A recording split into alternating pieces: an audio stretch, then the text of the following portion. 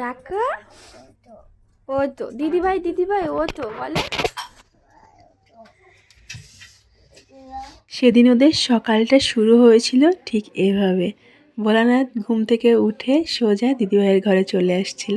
পাখি যখন এ বাড়িতে থাকে তখন ভোলনের প্রথম কাজ হয় ঘুম থেকে উঠে দিদিভাইকে ডেকে তোলা। আর ওদিকে আমি গোপীনাথের পুজো দিচ্ছিলাম। আমার বাবার কড়া নির্দেশ ছিল সকালবেলা উঠে আগে ঠাকুরের কাছে লুচি সুজি করে ভোগ দেবে, তারপর তোমাদের যা খুশি তাই করো। তো পুজোর দায়িত্বে বরাবর আমিই থাকি। ওদিকে বৌদি রান্নাবান্না শুরু করে দিয়েছে। সকালের ব্রেকফাস্টে ছিল আজকে লুচি, আলুর তরকারি আর সুজির বরফি। তো সকালের পাট চুকে যাওয়ার পর আমরা এই যে বার্থডে বয়কে সবাই মিলে গায়ে হলুদ মাখাচ্ছি। আর আজকে ওকে হলুদ দিয়ে স্নান করিয়ে তারপরেই আমরা দুপুরে ওদেরকে খেতে বসাবো। আর এখানে হলুদ মাখাতে পেরে পাখি খুব খুশি। আসলে আগের বছর পাখিও ছোট ছিল, ভোলানাথও ছোট ছিল, এই ব্যাপারগুলো ও বোঝেনি। আর এবছর এটাই ওদের আনন্দ।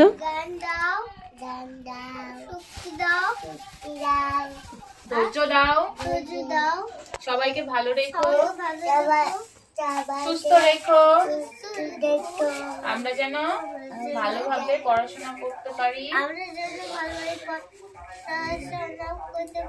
স্নান করে আসার পর দুজনেরই প্রথম কাজ হয় বড়দাদার কাছে নম করা। এটা ওরা প্রতিদিনই করে থাকে। আর আজকে তো বিশেষত ভোলানাথের জন্মদিন, আজকে তো ঠাকুরের কাছে সে প্রণাম করবে।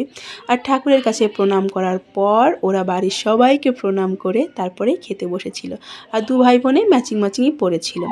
আর যেহেতু পাখি নিজে হাতে খেতে পায় না, আর আজকে শখ করে ভাইয়ের জন্মদিন নিজে হাতে খেতে গিয়ে যা অবস্থা করেছিল, তাই ওর জামাটা চেঞ্জ করিয়ে দিতে হলো। আর খাওয়ার পর এদের কাণ্ড দেখো। তো এই কাণ্ড করার পর দুজনকেই আমরা জবরদস্তি ঘুম পাড়িয়ে দিয়েছিলাম। আর ঠিক সন্ধেবেলা মনা তার কাজে লেগে গিয়েছে। আর বরাবর এই কাজটা মনা করে। আসলে সত্যি কথা বলতে এই কাজগুলো মনা খুব ভালো পারে। এক একজনের এক এক রকম গুণ থাকে, এই গুণটা বরাবরই মনার আছে। আর বেলুনগুলো দেখে পাখি আর ভোলন যা খুশি হয়েছে, পুরো ঘর ভর্তি বেলুন। সেই বেলুন নিয়েই তাদের যত রকম নাচ গান কোথায় রাখবে না রাখবে তারাই ডিরেকশন দিচ্ছিল। আর ওদিকে টিভিতে অলরেডি গান চলছিল, সেই টিভিতে যেরকম ডান্স হচ্ছিল ভোলনকেও সেটাই করতে হবে। এদিকে সব কটা বেলুন ফোলানোর পর একদম লাস্ট মুহূর্তে ভোলনের দাদাজিও কাজে লেগে গিয়েছে, কারণ এই কাজটা দুজনে মিলেই ধরতে হবে। এই যে এত দিনের প্ল্যান প্রোগ্রাম সব আজকেই শেষ, তাই আমাদের মনে যতটুকু আনন্দ করার ইচ্ছা আমরা সবাই সেটাই করছি। আর এদিকে পাখি অলরেডি পার্টি জমিয়ে দিচ্ছে। সে বিভিন্ন রকম গানের সঙ্গে বিভিন্ন রকম অ্যাঙ্গেল থেকে ডান্স করছিল। আর তাতে যদি কেউ বাধা দিচ্ছে তাহলেই পাখি যাচ্ছে রেগে। যাই হোক, আজকে ভাইয়ের বার্থডে, তারও আনন্দ কিছুটা কম নেই। সে তো আর অত কিছু বোঝে না, সেভাবে ভাইয়ের বার্থডে মানেই আমার বার্থডে। আর এখন অলরেডি 8:30 বেজে গিয়েছে। এখন আমাদের একে একে সবাইকেই রেডি হতে হবে। আর সবাই বাড়িতে চলেও এসছে। এই কেকটা নাকি দোকানে গিয়ে সে পছন্দ করে বায়না দিয়ে এসেছিল। আর তারই পছন্দের ট্রেন গাড়ি কেক। কিন্তু কেক তো তার পছন্দ হয়েছে, কিন্তু ড্রেস পরার সময় সে আলাদাই একটা কান্নাকাটি জুড়ে দিয়েছিল। অবশেষে কেক কাটিং পর্ব শুরু হলো।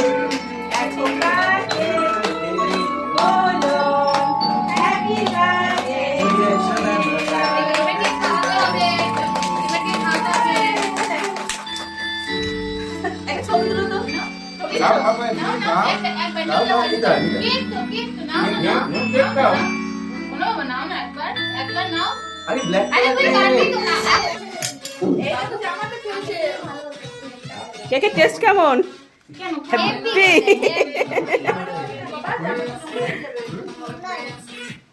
কেমন হয়েছে? কি হলো? মুখটা কি হলো? যা, এখন লিপস্টিক উঠে গেল। যা, লিপস্টিক বললে আর কিছু খাই না, বলে কি জলও খাই না, আমার লিপস্টিক উঠে যাবে। কেক কাটিং পর্ব শেষ। এখন বার্থডে বয় দিদি চিকেন ভাত খাচ্ছে, তাই না? কি খাচ্ছ তুমি? মাংস দেবো দেখি। এই পচা রান্না, তোর মা পচা রান্না করে। হাত পচা রান্না করে তোর মা, বাজে পচা রান্না। মামি রান্না কেমন হয়েছে? মামির হাতে কি আছে? জাদু আছে।